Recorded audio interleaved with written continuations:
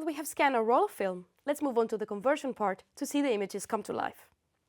Now, if you have outsourced your scanning and just have a plain negative file, you want to start by setting up the correct white balance by using the white balance cursor tool and clicking on the film base.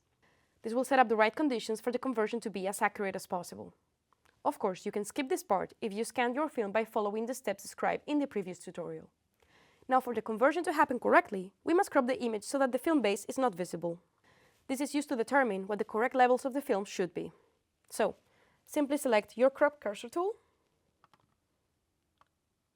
and crop the image so that the film base is not visible. Now you can apply the crop by pressing Enter. Now, since we have scanned the whole roll following the guides that we had previously set up, we can apply the crop to the rest of the batch. So to do that, simply select everything by using the keyboard shortcut Command A, and then click on this arrow here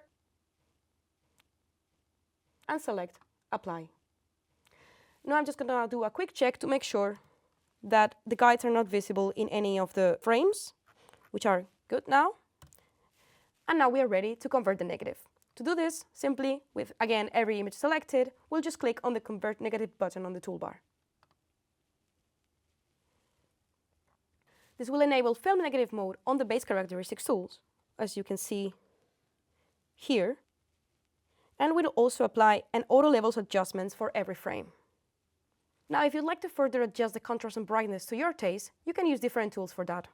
So for the contrast, let's pick out an example where we would like to add some contrast. So for example, here, there's two options. You could use the contrast slider, or if you'd like to add even more contrast, you can use either the RGB curve or the Luma curve. This is a landscape, so I'll prefer to use the RGB curve for a little bit of extra saturation. Now for the brightness, there's other tools that you can use. So let's select an image where we'd like to tweak the brightness. So for example, this one here. Now for that, we could use the brightness slider. So let's add some brightness like this. We could also use the midtone on the levels tool, on the RGB levels tool.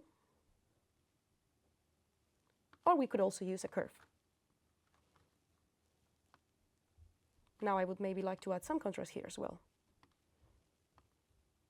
Now you can simply check your whole batch and adjust these to your liking. Keep in mind that the exposure slider will affect the histogram and probably mess up the auto levels adjustments that was applied when converting the negative. This could result in color casts or other unwanted effects, so we recommend you stick to the previously mentioned tools to tweak the luminosity of your images. For various reasons, it's possible that at this point the image presents a color cast or that the conversion looks inaccurate.